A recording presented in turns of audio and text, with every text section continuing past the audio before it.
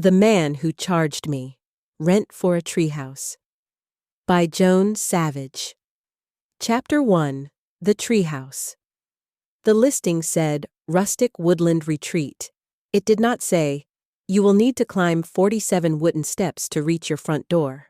Hannah Cooper counted them twice, just to be sure, her rolling suitcase bumping against each one like a protest. She was 31 years old, freshly divorced, and apparently living in a tree. Life, she had decided somewhere around exit 42 on I-77, had a very specific sense of humor. The drive from Chicago had taken 11 hours. She'd stopped twice, once for gas and once to cry in a Cracker Barrel parking lot, which she felt was a perfectly reasonable thing to do when your entire existence had been dismantled and reassembled into 2 suitcases and a freelance design portfolio. She'd found the listing on a vacation rental site 3 weeks ago while sitting on the floor of her empty apartment, eating cereal without milk because she'd already boxed the fridge contents. And something about the photograph had stopped her cold. A treehouse. A real one. Not a child's backyard platform with a rope ladder, but a full, breathtaking structure nestled into the arms of ancient oaks and hemlocks on a North Carolina mountainside, with a wraparound deck, fairy lights strung between the branches, and a view that looked like someone had painted it specifically to make city people weep. The rental was called Hemlock Haven. The price was shockingly reasonable compared to Chicago rents. The reviews said things like transformative and I cried for reasons I couldn't explain, and the hammock changed my life. Hannah had booked it for 3 months before she could talk herself out of it. She'd told herself it was temporary, a reset, herself out of it. A long exhale after 4 years of holding her breath in a marriage that had slowly, quietly stopped working. Not with a bang, but with the particular silence of 2 people who had become strangers sharing a lease and a Netflix password. Daniel hadn't been cruel. That would almost have been easier. He had simply been absent, professionally consumed, quietly unavailable, until one evening, Hannah had looked across their kitchen island at a man she'd loved deeply and realized she had absolutely no idea who he was anymore. And more terrifying, she wasn't sure he knew her either.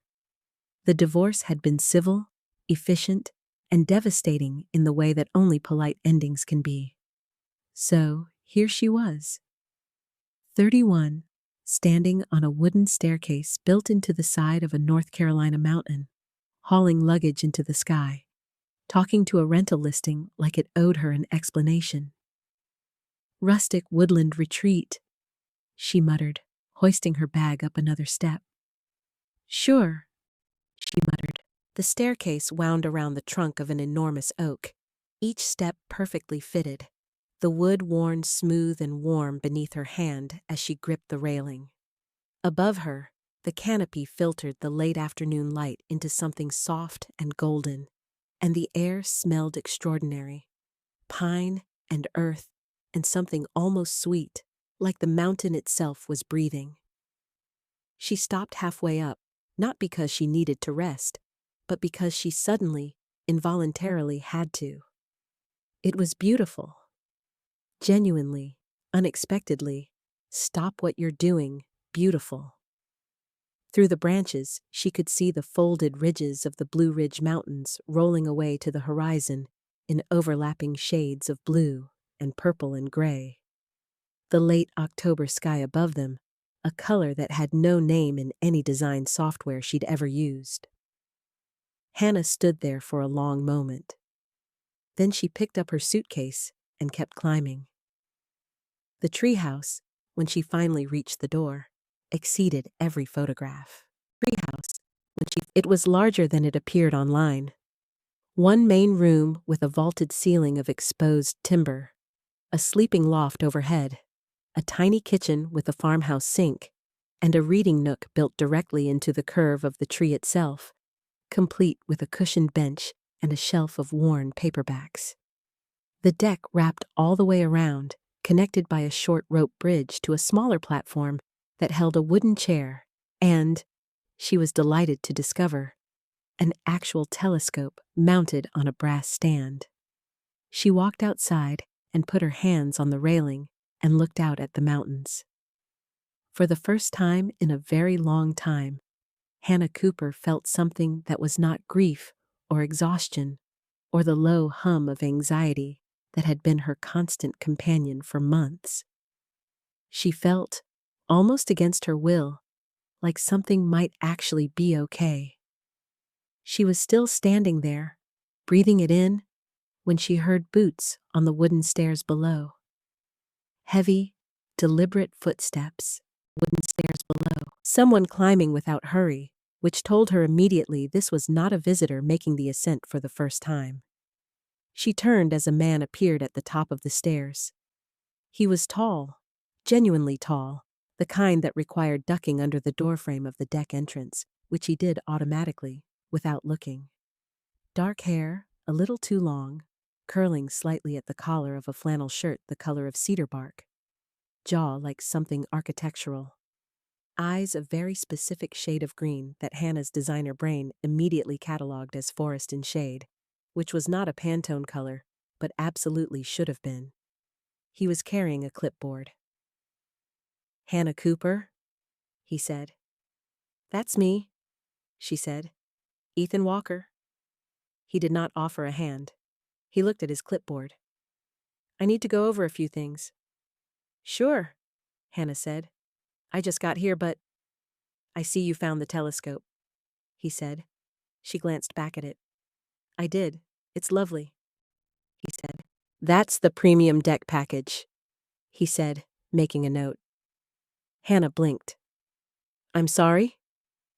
"The telescope, the mounted brass stand, that's part of the premium deck package. It's not included in the standard rental rate." He turned the clipboard toward her. There was a laminated sheet attached to it, an actual laminated sheet, with a list of itemized amenities and corresponding prices. Hannah stared at it for a very long moment. "You're charging me rent for the telescope," she said. "Rental fee," he corrected. "It's $12 a week." She looked up at him. He looked back at her. His expression was entirely serious. "It's bolted to the deck," she said. "The bolting is complimentary." Hannah opened her mouth, closed it, opened it again. Is this normal?" "It's my property," Ethan Walker said pleasantly. "So, yes." He went through the rest of the list with the focused efficiency of a man who had done this many times before and felt absolutely no need to apologize for it. Extra firewood was available at $3 per bundle. The hammock, which was strung between two oaks on the lower platform, was $8 per week. There was a second parking space beside the gravel drive. She'd pulled into it automatically, which was $5 weekly. Use of the outdoor fire pot on the main deck was included, but the fire starters were 50 cents each. 50 cents each, Hannah repeated. "There are 12 in the basket," he said. "You're not obligated to use them all." "What if I make my own fire?" "You're welcome to try," he said, in a tone that suggested he'd seen people try and had found it educational. Hannah pressed her fingers to her lips and stared at the mountains for a moment, gathering herself. "Mr. Walker." "Ethan." "Ethan." She turned back to him. "I'm going to ask you a genuine question, and I'd like a genuine answer." He waited. "Are you a genius businessman or completely insane?" Something moved across his face. It was gone so fast she almost missed it, but she was fairly certain, almost entirely certain, that it was the ghost of a smile. "The reviews average 4.9 stars, he said, which was not an answer to her question, and they both knew it. He tucked the clipboard under his arm and turned to go. "Welcome to Hemlock Haven," he said over his shoulder. "Checkout information is in the binder on the kitchen counter. If you have questions, my number's on the front page." "What if I have questions about the billing?" she called after him. "Same number," he said, and disappeared down the stairs. "Same number." Hannah stood on the deck of her treehouse in the fading October light, listening to his footsteps descend, and then looked out at the mountains, and then down at the laminated price list she was still holding, which he had apparently left with her deliberately. She laughed. It burst out of her unexpectedly, a real laugh, the kind she hadn't produced in months, slightly disbelieving, entirely helpless. $12, she said to the mountains. "For a telescope." The mountains, unhelpfully, said nothing, but they were very, very beautiful. Chapter 2. The World's Most Expensive Blanket. The temperature dropped on Hannah's third night in the treehouse to a degree she had not anticipated based on her research, which had apparently been insufficient. She had packed for crisp autumn mountain air, sufficient. What arrived was something significantly more aggressive. A deep, breath-stealing cold that came in off the ridge after dark and transformed the otherwise magical treehouse into a beautiful wooden refrigerator. She was wearing 2 sweaters, leggings, wool socks, and a scarf she'd found hanging on a hook by the door when she found the binder. The binder, she had discovered, was the treehouse's operating manual, welcome guide, and philosophical document all at once. It included information on the trail system, local town highlights, emergency contacts, and 3 full pages on the proper use of the fire pot, written in the tone of a man who had watched guests do things with fire that still haunted him. At the back of the binder, behind a divider labeled Additional Comfort Options, was a handwritten note in blocky, careful script. A selection of wool blankets is available in the cedar chest beneath the stairs. Each blanket is $4 per week or $15 per month. Please do not use the blankets for outdoor activities. Hannah read this note twice. She went and opened the cedar chest.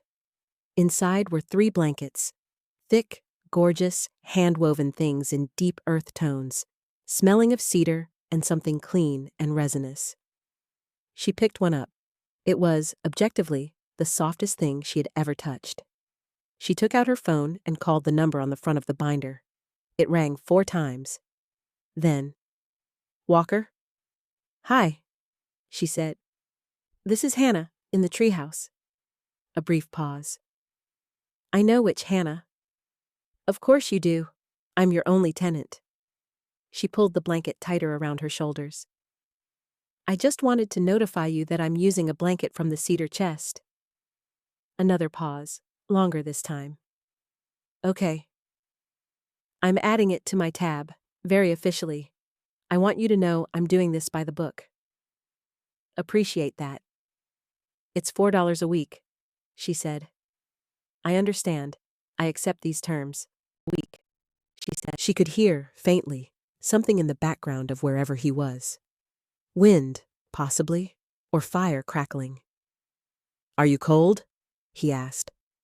"I'm wearing everything I own and a scarf I found in your entryway." "That scarf is not—" He stopped. "The scarf is complimentary." "Oh, thank God!" There was the sound that might have been, if she'd had better evidence, a suppressed exhale of amusement. "There's a second space heater in the closet behind the bathroom door. It's included in the base rate." "You have a list of items that are included?" "Yes." "And the blankets didn't make that list." "The blankets," he said, "are artisanal." Hannah pulled the blanket up to her chin and looked out the window at the ink-dark trees and the stars that had appeared in extraordinary numbers above the ridge. "Of course they are," she said. She meant to hang up. She didn't, quite, and neither did he. "The town has a farmer's market on Saturday mornings," he said after a moment. "On the square, the Saturday mornings. If you're looking for things to do." "Is there an entry fee?" It's a farmer's market. I just want to be prepared. This time, she was certain. He was laughing, quietly, controlled, the kind of laugh that seemed to surprise him as much as it surprised her, but it was absolutely, unmistakably laughter. It was gone in less than 2 seconds, but she'd heard it. "No entry fee," he said. "Good night, Miss Cooper." "Good night, Mr. Walker." She paused. "Ethan." "Hannah." She hung up and sat in the warm glow of the treehouse, wrapped in what was either a $4 a week blanket or the coziest thing ever created. She hadn't decided yet, and listened to the mountain wind move through the hemlock trees, and thought, well, this is not what I expected. She went to the farmer's market on Saturday. This is not what I expected. It was held on the square in the center of Calder Ridge, which was a town of approximately 2,000 people. 1 stoplight, 3 churches, a diner called Patsy's, a hardware store that also sold locally roasted coffee, and a general sense that everyone had known everyone else since childhood and found this completely natural. Hannah arrived feeling like an obvious outsider and left 2 hours later, having somehow agreed to attend the town's Halloween festival the following weekend. Purchased a jar of wild honey, 2 pounds of apple butter, and a small watercolor painting from an elderly woman named Mabel Briggs, who insisted it would set the room right. She also met Donna Hollis, who ran the bookshop on Maple Street, had an opinion on every topic, and within 12 minutes of meeting Hannah, had somehow extracted her entire life story. "Treehouse," Donna said, nodding slowly. "Ethan's place." "You know him?" "Honey, everyone in this town knows Ethan Walker." "You know him?" She handed Hannah a paper cup of cider from the nearest booth without asking if she wanted it. "He's been here his whole life, except for a few years when he wasn't, and then he came back and built those tree houses, and now he's here again, and no one's entirely sure what happened in between, but we don't ask." "That's a very complete and also very incomplete explanation," Hannah said. "Welcome to small towns." Donna grinned. She was in her 50s, with silver-streaked hair and the energy of someone running permanently on 2 espressos. "He's not unfriendly, just private. He charged my nephew $14 to park near the trailhead on his property. He charged me $12 a week for a telescope." Donna stared at her. "The brass one on the deck?" "Yes." "That thing has been up there for years. He built it himself." She shook her head, expression caught between exasperation and helpless affection. "Lord have mercy." Exasperation and help. Hannah walked back to the treehouse that afternoon with her honey and her apple butter and Mabel's painting, and hung the painting on the wall opposite the reading nook, and it did, in fact, set the room right. She thought about what Donna had said. He came back. We don't ask. She looked at the telescope. She'd paid her first week's rental fee, $12 in exact change, which she'd left in an envelope on the railing with a note that said simply, "Telescope tax, week 1, and used it every clear evening since. The view it gave of the stars above the ridge was not $12 a week. It was not any number she could put to it, but she supposed that was somewhat the point. Chapter 3. A very unusual landlord. Ethan appeared at the treehouse on a Tuesday morning with a toolbox and no warning. Hannah was sitting on the deck in the wooden chair she'd dragged out from the reading nook, laptop open, working on a logo project for a client she'd picked up before leaving Chicago. She heard boots on the stairs and looked up to find him clearing the top step, toolbox in hand, looking not at her but at the railing on the south side of the deck, which she had not noticed was slightly loose. "Morning," he said. "Good morning," she said. "Do you usually show up at people's rentals unannounced?" "The railing needs fixing." He set down his toolbox. "I noticed it last week." "You could have texted." "I just did fix it," he pointed out, which was both technically true and not an answer to her question. Hannah watched him work. He was efficient and precise, the kind of person who did physical tasks with total focus, each movement considered. He had good hands. She noticed this in the way she noticed colors and composition automatically, as visual information. Carpenter's hands, broad and capable, with a long white scar along the left thumb. "How long have you had the tree houses?" she asked. He glanced at her briefly. 12 years. "You built them yourself?" At her briefly. "Most of them. Hired help for the structural stuff on the big ones." He fitted a new bracket to the railing post. "There are 5 on the property.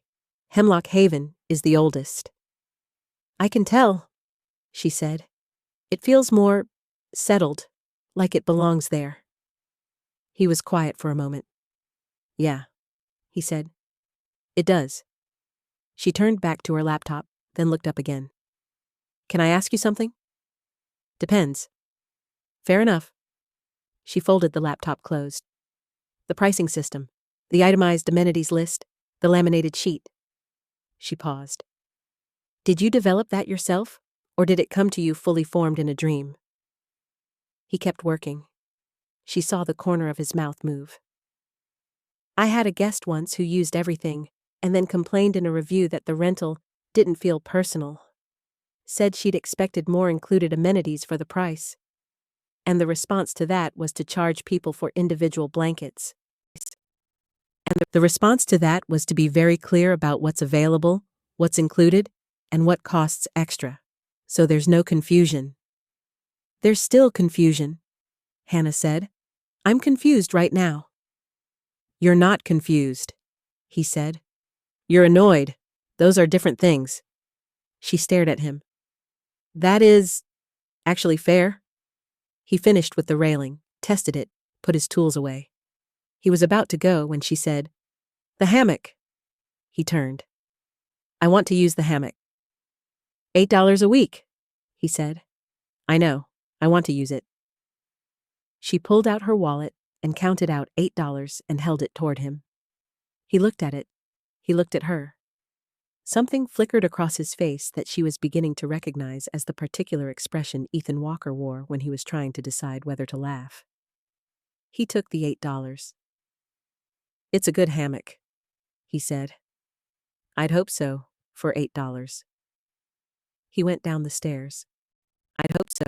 She listened to his footsteps fade, then got up and went directly to the hammock, lowered herself into it with the focused determination of a woman getting full value from her investment, and lay there, looking up through the hemlock branches at the white October sky.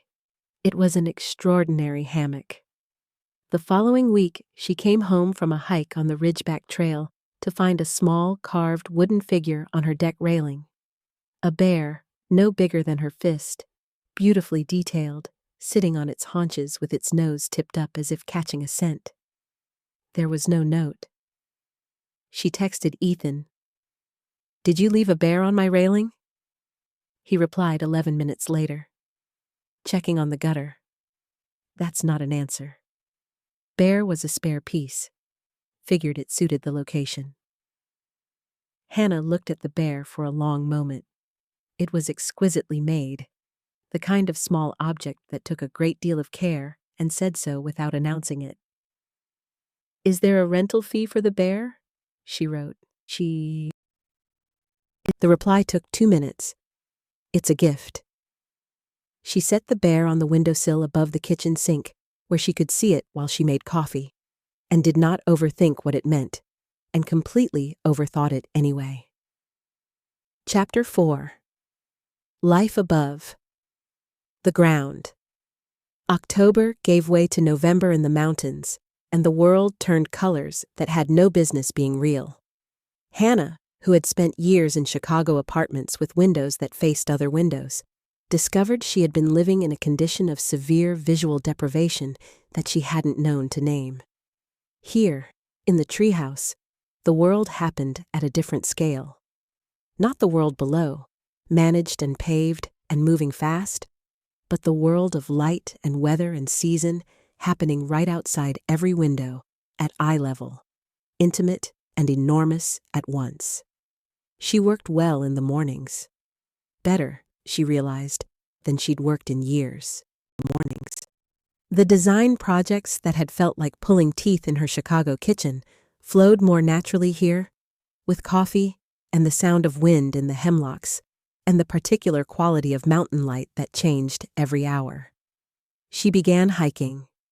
Not the aggressive, achievement-oriented hiking of fitness apps, but the slow, meandering kind, following trails without a destination, stopping when something caught her attention, sitting on rocks to eat lunch and watch clouds cross the ridge.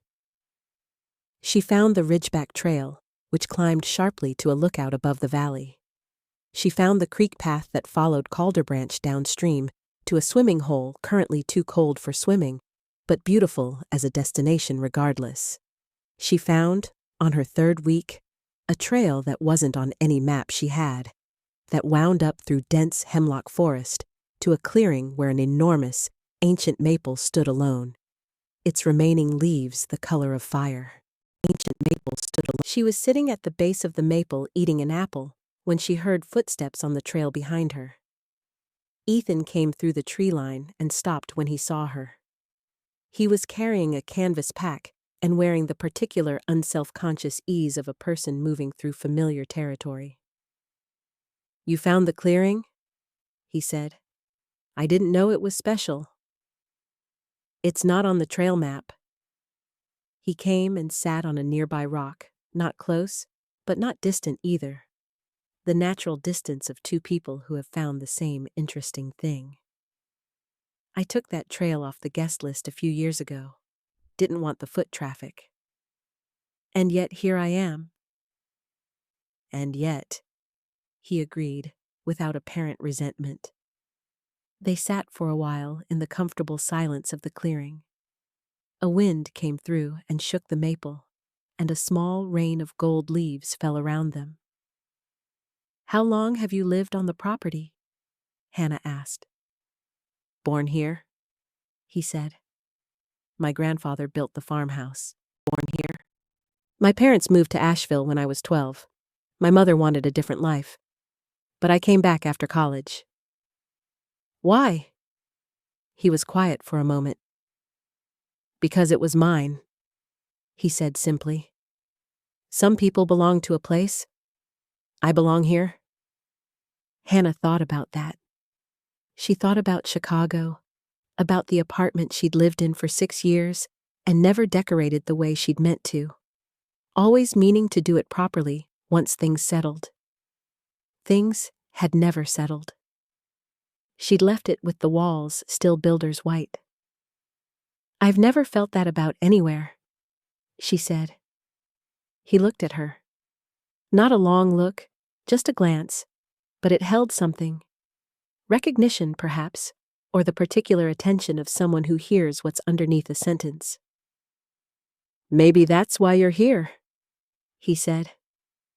She wasn't sure if he meant the clearing or the treehouse or North Carolina or something larger, and she didn't ask. Or the treehouse or North. The town took her in with the cheerful inevitability of a small community that had decided someone was interesting. Donna at the bookshop began saving titles she thought Hannah would like, presenting them with the confidence of someone who'd read everything in the building twice. "You're a sunshine despite everything type. You need books that understand that, but don't lie to you about the darkness." Pete at the hardware and coffee shop learned her order. Black coffee, 1 sugar, without being asked a second time. There was a Thursday evening art group that met at the community center, run by Mabel Briggs and attended by 7 people ranging in age from 22 to 81, and Hannah, who had been designing other people's visions for years without making anything of her own, found herself there on the second Thursday, then the third, then every week after that. She was not the outsider she'd braced herself to be. Week after that. She was, instead, simply new, a distinction she was learning to appreciate. New was not unwelcome. New was interesting. New arrived with the particular freedom of no history, no performance, No accumulated weight of being someone specific to people who'd known you forever? She called her sister in Portland on the phone more than she had in years. She didn't call Daniel. Chapter 5. The Man Who Loved Trees. The story came to her in pieces, the way information does in small towns, through offhand remarks and connected sentences that slowly assembled themselves into something coherent. From Donna. Ethan had studied architecture briefly, hadn't finished the degree, come home instead, and started building. First repairs on the farmhouse, then outbuildings, then the tree houses. From Pete. There had been a woman, maybe 8 years ago, whom everyone in town had assumed Ethan would marry. Maybe 8 years ago. She'd stayed 2 summers, then gone, and Ethan had grown quieter after that, in ways that were hard to quantify but easy to notice. From Mabel Briggs, who had known his grandfather, and therefore felt entitled to speak about the family generally. Ethan's grandfather had been the same way. A man deeply rooted, who had loved a woman who couldn't stay rooted, and had found a way to build a life around that particular ache. The tree houses, Mabel said, without further elaboration, as if this explained everything. Hannah let that sit for several days before it started to make sense. She was on the deck with her coffee on a Wednesday morning, the bear on the windowsill visible through the kitchen glass, when Ethan appeared for a routine check. He did these periodically, always texting ahead now, she'd noticed. And she said, without entirely meaning to, "Did you build the tree houses after she left?" He went very still on the stairs. She felt immediately that she'd overstepped. "I'm sorry."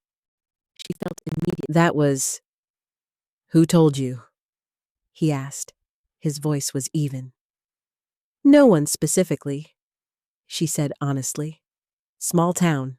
Pieces." He came up the last few steps and stood on the deck, looking out at the mountains rather than at her. She watched his jaw set, the slight tension in his shoulders that she'd come to recognize as the internal weather system of a man who kept most of his sky interior. "I built the first one the year she left," he said. "Didn't plan to. Started with the platform. I'd always wanted to build one. It was just an idea I had. Then the walls went up and I figured, well, it needed a roof." A pause. "By the time I had a roof, I had a room, and a room needed a window, and a window needed a view." Hannah was quiet.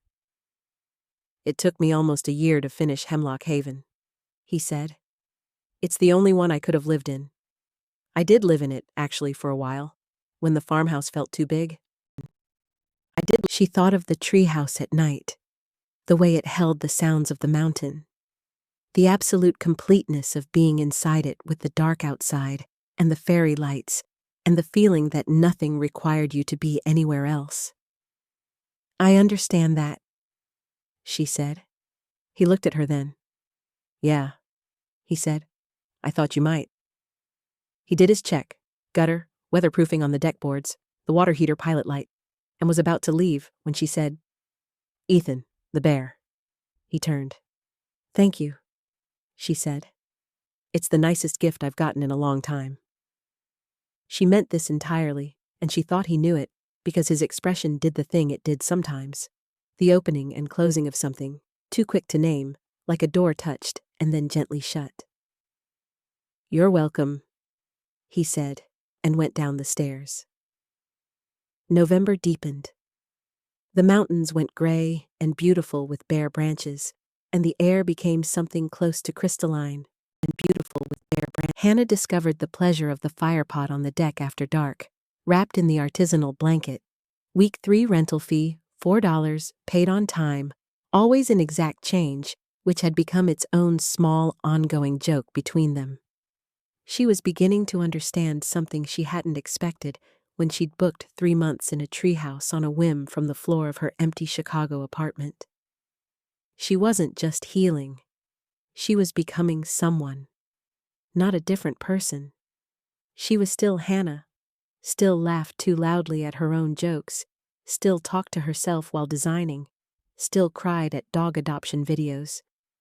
But a version of herself that took up more space. That had opinions about the Ridgeback Trail and the best apple butter at the farmer's market, and which table at Patsy's Diner had the best window. That had places to be, people who knew her order, a painting on the wall, and a carved bear on the sill. She extended her rental. And a carved bear. She texted Ethan. "I'd like to stay through February. Is Hemlock Haven available?" His reply came in 7 minutes. "Yes. I'll update the invoice." She replied, "Will there be a rate increase?" "Only for the telescope." Hannah laughed so hard she nearly dropped her phone off the deck. Chapter 6. Campfires and Confessions. The Calder Ridge Winter Festival happened on the first Saturday of December, and the whole town appeared to participate in a way that was impossible to fully explain and necessary to simply witness. There were luminaries lining every street. There was a bonfire in the park large enough to be considered a safety concern. There was mulled cider and 3 competing fiddlers playing from different ends of the square, with what Hannah could only describe as aggressive goodwill. Ends of the square. She'd gone with Donna and Pete's wife, Carol, a quiet woman with a sharp wit, who had decided within minutes of meeting Hannah that they would be friends, which had relieved Hannah enormously because she was already fond of Carol and would have been disappointed to receive a different ruling. She found Ethan at the edge of the bonfire, alone, holding a paper cup and watching the fire rather than the people. This, she had come to understand, was his characteristic position at any gathering, present but peripheral, watching with the specific attention of someone who cares about what they're seeing, but doesn't know how to be at its center. She went and stood beside him. "You're here," she said. "I live here," he said. "I've noticed you avoid most of the town events." "I come to this one." She looked at the fire. "Why this one?" A pause. "My grandfather helped start it 40 years ago." Pause. "There was a bad winter. People were struggling. He organized the whole thing as a way to give people something to look toward." He took a sip of his cider. It stuck. Hannah thought about a man who built things for people to look toward. She thought about tree houses and fairy lights and brass telescopes and the view from above the hemlocks on a clear evening. "He sounds like someone who understood something important," she said. "He did," Ethan said. There was so much inside those 2 words, grief and admiration, and the particular tenderness of someone describing a person they'd tried to be worthy of, that Hannah felt it in her chest. They stood by the fire for a long time. The fiddlers played. Children ran past with sparklers. Donna was across the square deep in animated conversation with Mabel Briggs and gesturing wildly, which was either about books or local politics, or possibly both. "Can I ask you something?" Hannah said. "You're going to anyway." "Probably," Hannah said. She turned toward him slightly. "Do you ever get lonely?" He was quiet for a long moment. A log shifted in the fire and sent a spray of sparks upward into the dark. "Yes," he said. He said it quietly, without apology or deflection, the way someone says a true thing they've made their peace with. "I got used to it." "That's not the same as it being okay," she said. "No," he agreed. "It isn't." She looked back at the fire. "I was lonely in my marriage," she said. "I think that's the most specific kind. Being lonely when you're technically not alone. It took me a long time to name it." He didn't say anything, but she felt the quality of his attention shift. "Anyway," she said, "I'm less lonely now, which is surprising, given that I live in a tree." He made the sound, the quiet, almost laugh, controlled, real. "The tree is good company." "The tree," she said, "is extraordinary company. I'd argue better company than most people." High praise, he said, from someone with high standards. I don't have high standards, she said. I have appropriate standards. There's a difference. What are appropriate standards? She considered this seriously. People who say what they mean, who make things with their hands, who charge reasonable fees for goods and services. She glanced at him sidelong. Actually, that last one I may need to reconsider. He was smiling. A real smile. Not the ghost of one, not the barely there twitch of suppressed amusement, but an actual unguarded smile, warm and a little startled, as if it had escaped before he'd approved its release. Hannah felt something shift very firmly in her chest, like the last piece of a puzzle dropping into a place you hadn't quite known was empty. Oh, she thought.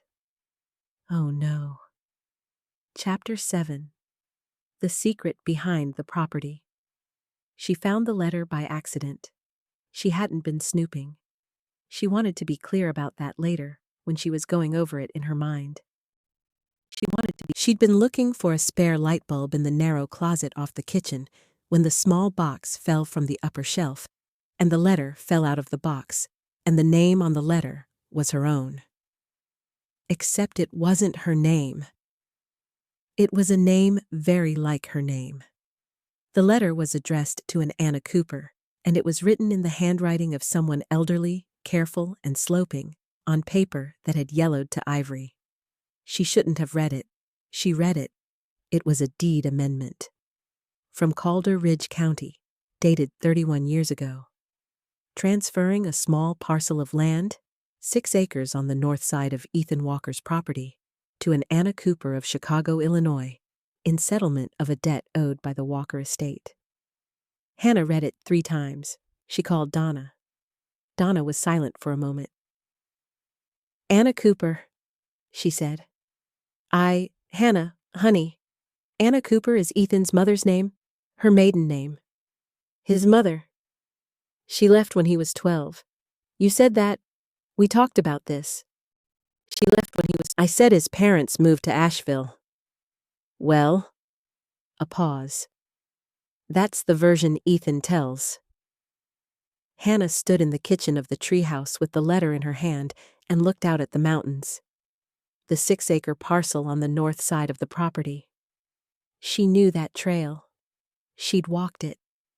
The maple tree clearing, off the map, that Ethan hadn't wanted to put in the guest materials. The trail he'd built and then removed from public use. She texted him. Can I come to the farmhouse? I want to talk to you about something. He replied. Now? If that's okay? Sure. The farmhouse was a 20-minute walk from the treehouse, through a connecting path she'd learned over the past months. It was a beautiful old structure. Wide porch, stone chimney, the bones of something built with intention and tended with love. She'd passed it on walks, but never been inside. He met her on the porch. He saw her expression and said nothing, just waited. She showed him the letter. He took it. Nothing, just waited. He looked at it for a long time, without speaking. She watched his face go through several things, each one closing before it fully opened. Where did you find this? He said. She explained. He nodded slowly. The north parcel, he said. The maple clearing, she said. He set the letter on the porch railing and looked out at the tree line. The late December light was low and golden, and it caught the silver in his dark hair and the particular exhaustion of a man carrying something old. She didn't move to Asheville, he said. She left, took what she could, including the north parcel, which she sold 3 years later to a development company out of Charlotte. His voice was steady, even. My grandfather bought it back the year before he died. He didn't tell me how. I didn't ask. The deed amendment, Hannah said. I found it in his papers when I was settling the estate. I didn't know where it came from. I put it in a box. Hannah looked at him. Came from. You built the maple clearing trail, she said. Off the map. So guests wouldn't. So it would just be a place, he said. Not an attraction. Not something to take a photo of. He paused. It was my grandfather's favorite spot. He used to take me there when I was small. The silence between them was very full. Ethan, she said. He turned. She doesn't get to have the clearing, Hannah said, and her voice was more fierce than she'd intended. Whatever she did, that's your grandfather's place. That belongs to you. Something moved through his face, a crack in the careful architecture, quick and deep. He looked away. I know, he said. Do you? He was quiet for a long time. A wind came through the hemlock forest beyond the house, that low, particular sound that Hannah had come to love. The mountain exhaling. I get angry, he said, that she took something that wasn't hers to take, that she could just leave a place she was part of. He turned the letter over in his hands, place she was part of. I spent a long time making sure no one else could take things that weren't theirs to take. Hannah thought about the laminated pricing sheet, the cedar chest, the telescope, the hammock, the exact, careful accounting of everything on the property. I want to be very clear about what's available, what's included, and what costs extra, so there's no confusion. Oh, she said softly. He heard it. He looked at her. It wasn't about the money, she said. It was never about the money, he said. She stepped forward and, without overthinking it, put her hand over his on the porch railing. His hand was warm and still. It's still yours, she said. All of it. She didn't take it. You built things. You made it something extraordinary. She doesn't get credit for any of that. He looked at her hand. He looked at her face. He didn't move his hand. You've been here 4 months, he said. 3.5. And you already know more about me than most people who've known me for years. You told me things, she said. I was listening. A longer silence. The light was fading from the sky over the ridge, going orange and violet, the mountains going dark blue in the valleys. I like you being here, he said. It came out quiet, low, the confession of a private man making room. Hannah's heart did something inadvisable. She kept her face composed. Even though I keep stealing your scarf? He looked down at her. That scarf is still complimentary, he said. So you do know I've been using it. You smell like cedar when you come to town, he said. The scarf lives on the hook by my front door. Hannah had absolutely no reasonable response to that. She turned to look at the sunset so he wouldn't see her face. After a moment, he said, Stay for dinner? She stayed for dinner, he said. Chapter 8. Leaving the Treehouse. The misunderstanding happened in January, on a gray Tuesday, the way misunderstandings often do. Not dramatically, not during a significant moment, but quietly, in the space between what was said and what was meant. A man arrived at the Treehouse property. Hannah saw him from the deck. He came up the main drive in a company truck, stopped at the lower parking area, stood looking at the treehouse structures with the focused, evaluative attention of someone appraising rather than admiring. She didn't know who he was. She went inside. Later, at Patsy's diner, she overheard 2 people talking, the hardware shop assistant and one of the farmers from the market, voices not lowered for privacy because the topic seemed general enough. Walker meeting with Westfield Development again? 3rd time this year? Selling? Don't know. They've been after that north parcel for 20 years. Could be all of it now. They've been after that. Hannah drove back to the treehouse with her chest tight. She thought about the letter. The north parcel, once sold by a woman who'd left, bought back by a grandfather who'd loved the land. Ethan, who had said, "Some people belong to a place," who had said, "I belong here," who had built 5 tree houses by hand and removed a beloved trail from public maps and carved a bear from a spare piece of wood and left it on a railing without explanation. That man would not sell. But she thought about the man with the clipboard in the company truck. She thought about how little she actually knew, despite feeling like she knew a great deal. She thought about being wrong about Daniel, all the assumptions she'd made, all the trust she'd extended in one direction, while the truth was quietly going another. She packed a bag. Not everything. Not her full suitcase. Not the bear. Not the painting. Just overnight things. She was not leaving. She was just creating distance. She was not leaving, giving herself space to think without the treehouse soft focusing her perception. She called Donna. "I think he might be selling," she said.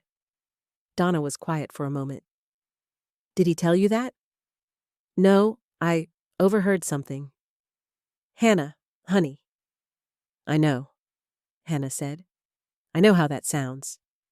Call him." "What if—" "Call him," Donna said. "You have spent the last 4 months learning how to trust your own instincts. Use them." Hannah sat on the deck in the dark. The mountains were invisible, just a deeper darkness where the stars ended. The fairy lights were on. The hemlocks made their sound. She called Ethan. He picked up on the second ring. "Hey, are you selling the property?" she asked. A pause. "Where did you hear that?"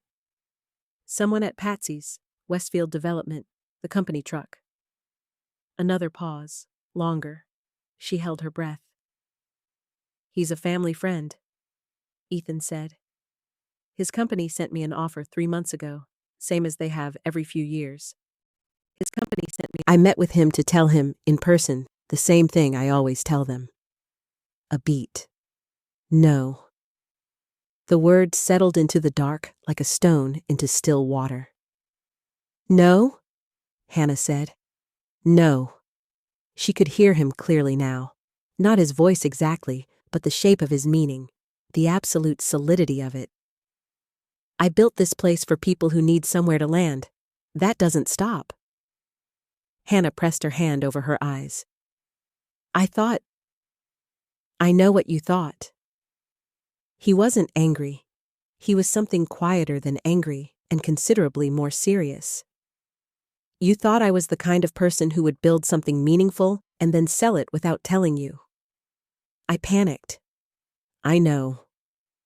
"I have some residual trust issues," she said, because she owed him that honesty. "I know that too." A pause. "Hannah, I need you to hear something." "I'm listening." "Hannah, I have not spent 4 months watching you make this place yours, watching you become part of this town, watching you become just to sell the thing you're standing in." She was crying, quietly, mostly controlled, but crying. "Okay," she said. "Okay," he said. "I have to apologize for jumping to conclusions." "You do," he said. "And I have something to say to you that I've been building up to for approximately 3 months, and if you leave because you panicked, I'm going to have the conversation through a very inconvenient medium, so I'd like you to stay in the treehouse." Hannah wiped her face with the back of her hand. "Are you asking me to stay?" "I'm telling you," he said, "that the treehouse should have you in it." She laughed and cried at once, which was not a dignified combination but was thoroughly accurate to how she felt.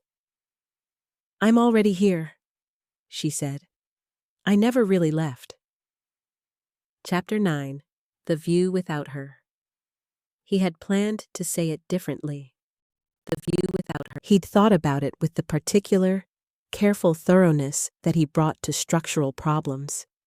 Measured and remeasured, considered from different angles, checking the integrity before committing. He knew what he wanted to say. He'd known for a long time, actually. Since November. Since the bonfire. Since she'd stood beside him and said I was lonely in my marriage with the particular honesty of someone who had stopped pretending to be fine. And he had recognized it the way you recognize something true. Ethan Walker had not been in love since Sarah left 8 years ago. He had decided, somewhere in that particular winter, that love was a thing that cost too much given what it required of him. The openness, the exposure, the terrifying vulnerability of letting someone know you well enough to leave you accurately. What he hadn't accounted for was Hannah Cooper. Hannah, who paid her rental fees in exact change and found this funny rather than compliance-oriented. Who texted him questions about the trees at odd hours. Not flirtatious questions, real questions, because she genuinely wanted to know which was a hemlock and which was a fir, and whether the big one by the creek had a name. Who had been hurt badly enough to leave a whole life behind and arrive in his mountains with 2 suitcases and a portfolio and a determination to feel something good again that he found, inexplicably, the bravest thing he'd ever witnessed. The morning after the phone call, he woke early and walked to the creek path and then up to the maple clearing and stood there in the cold, still air. He'd brought her here, he realized. He'd told her about his grandfather. He'd eaten dinner with her and said things across his kitchen table that he'd never said to anyone in Calder Ridge. Things about his mother and the land and the years between then and now. Things about his mother. He'd left a bear on her railing because he'd been carving it and thinking about her and hadn't known what else to do with either fact. He'd been letting her in for months in small ways, precise increments, like a carpenter testing the load-bearing capacity of new material. Careful, methodical, pretending it was something else. It was not something else. He went back to the farmhouse and did not think about how, 2 days from now, her extended rental would end. He had known this. He had not adjusted the checkout information in the binder. He had not mentioned it because mentioning it would have required him to also say the other things, and he'd been building up to those. He called Donna Hollis. "You knew?" he said. "Sweetheart," Donna said. "Everyone in this town knew. We were all just waiting for you to catch up." "I need to ask her to stay," he said. "Actually stay, not rent." A pause. "Well, yes," Donna said. "Obviously. How do I do that without it being strange?" "Ethan, how do I do that with—" Donna's voice was warm and exasperated in equal measure. "You've charged that woman $12 a week for your telescope for 4 months. Strange is not a relevant category at this point. Just tell her the truth."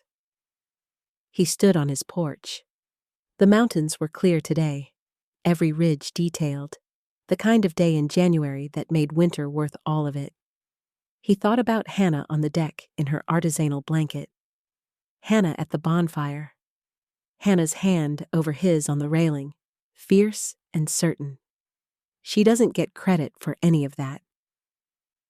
"I'll figure it out," he said. "Don't over-engineer it," Donna said.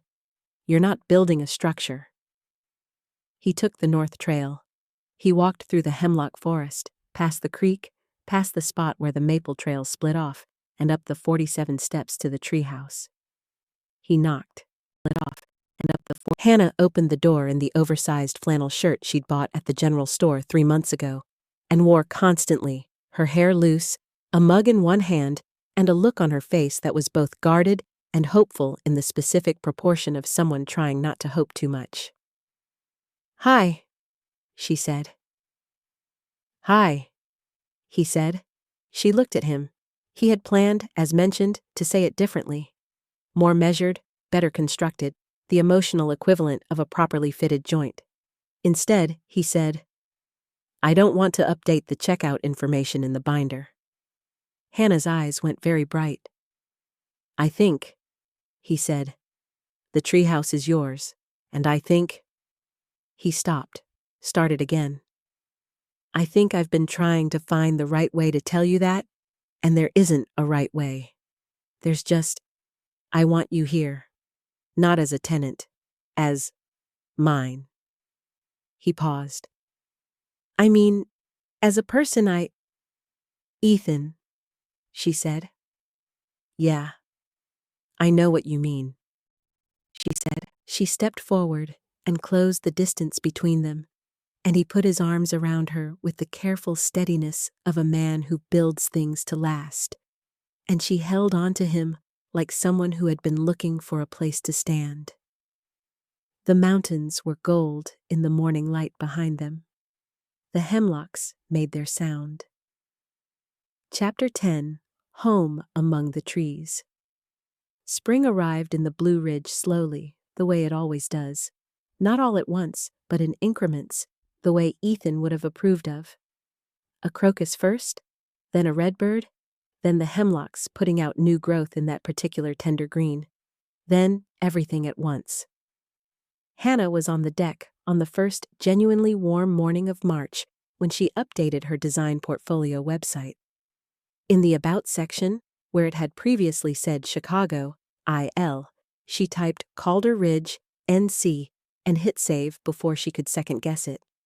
She stared at the screen for a moment, hit save before she could. Then she took a photo of the view, the mountains, the hemlock canopy, the carved bear on the windowsill visible through the open door, and posted it without a caption, and her sister called her within 6 minutes. Are you staying? Claire said. Like, actually staying? I'm already stayed, Hannah said. Is this because of the man? It's because of a lot of things. But also the man. Hannah looked out at the mountains. He left me a note this morning, she said. On the railing. What did it say? She looked at the note, which she'd already read approximately 15 times. It was handwritten in Ethan's blocky, careful script. Effective immediately. All telescope fees are permanently waived. The hammock is now complimentary. The artisanal blankets remain your responsibility. I need to draw a line somewhere. It said the telescope fees are waived, Hannah told her sister. A pause. Waived. That's the most romantic thing I've ever heard, Claire said, which was why Hannah had always loved her. The second Treehouse's project began that April. It had been Hannah's idea, she was honest about this, suggested over dinner at the farmhouse one evening as she was going through the old photographs she'd found in the cedar chest, pictures of the property from 30 years ago, from before. A photography trail? She said. Not for guests, for the town. A history of the property through images, mounted along the path to the maple clearing. Your grandfather's trail, made permanent. Ethan had looked at her across the table. You'd design it? He said. Obviously, she said. That's why I brought it up. He was quiet for a moment. Then, I'd have to pay you. Obviously, she said again. What's your rate? She folded her hands on the table and looked at him with the full, solemn gravity of a woman who had paid $12 a week for a telescope for 4 months. Gravity of a woman. $1 per photograph, she said. Market rate.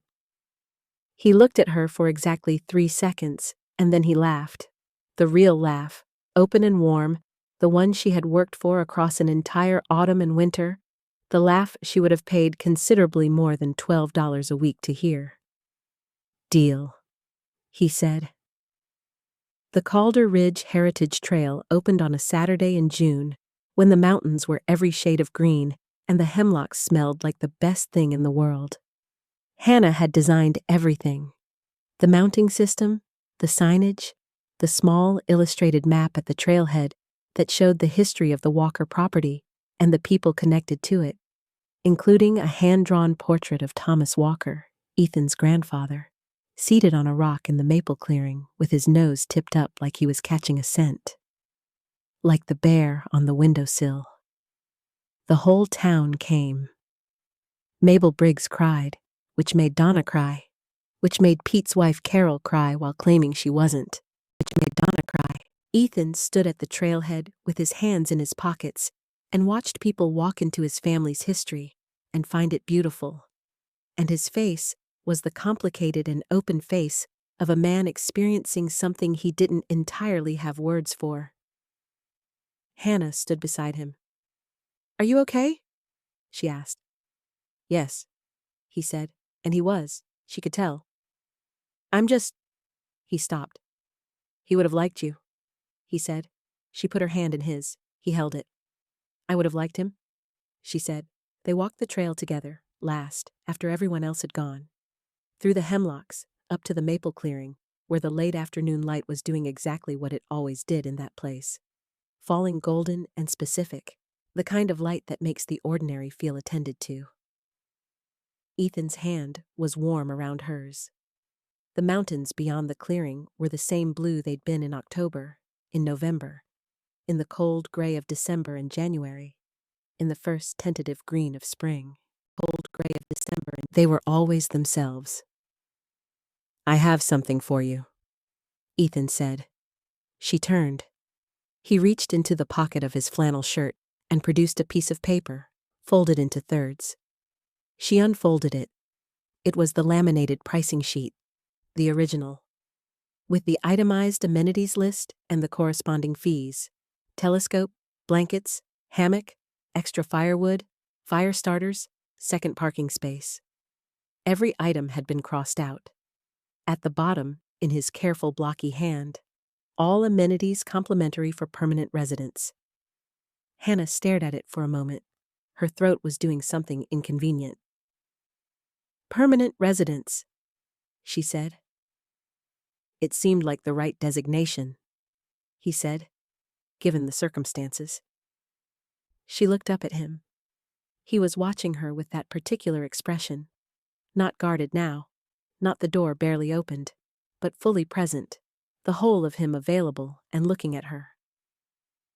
"Ethan Walker," she said, "this is the strangest way anyone has ever asked me to stay." She said. "You're a designer," he said. "I wanted it to be legible." She laughed and pressed her face briefly into his shoulder, and he put his arm around her and held her in the maple clearing while the light went gold around them. "Yes," she said, when she could. "Yes, what?" he said, because he needed her to say it. "Yes," she said. "I'll stay." They walked back through the hemlocks in the long June evening, Hannah still holding the defaced price sheet, Ethan's hand in hers. The treehouse was waiting for them, lit up at the top of the stairs. Fairy lights among the branches, the deck glowing warm, the bear in the kitchen window exactly where she'd put it in October and never once thought to move. She went up the 47 steps. She didn't count them. At the top, she stood on the deck and looked out at the mountains, which were doing what they always did in the evening, going blue and purple and gray in their long, folded lines, receding toward a horizon that went on longer than you thought it could. Ethan came up behind her and stood close. "Have you been keeping count?" she said. "Of all the rental fees I've paid you?" "I have the records," he said, and she could hear the smile. "And does it come to a figure that represents the going rate for one extraordinary treehouse experience with full emotional transformation included?" "It does not," he said. "You got considerably more than you paid for." "I got the bear for free," she said. "The bear was a gift," he agreed. She leaned back against him, and he wrapped his arms around her, and they looked at the mountains together. "I drove here from Chicago crying in a Cracker Barrel parking lot," she said. "Did I tell you that?" "You didn't." "I was a complete disaster. I had no plan." "You didn't." "I just saw a picture of a treehouse and thought, that, I need to go there." He pressed his lips to her temple, brief and warm. "Good instinct," he said. "Excellent instinct," she agreed. Below them, the hemlocks moved in the evening wind. The fairy lights shifted among the branches. Somewhere down the mountain, the lights of Calder Ridge were coming on in the dusk, the town settling into the familiar rhythm of its evening, entirely itself and entirely sufficient. Above them, the first stars were appearing over the ridge, sufficient. Hannah Cooper looked at the mountains and felt, very precisely, exactly what she felt every evening in this place. The specific, unhurried relief of being exactly where she was supposed to be, in the arms of a man who had charged her $12 a week for a telescope and then crossed it off a list and called her a permanent resident, which was, she thought, the most Ethan Walker way of saying, "I love you" that had ever existed in the history of the language. "The stars are good tonight," she said. "Telescope's free," he said. She turned and kissed him, and the mountains went dark in all their beautiful blues, and the hemlock trees made their sound, and the treehouse held them both. The end. The Man Who Charged Me, Rent for a Treehouse, by Joan Savage.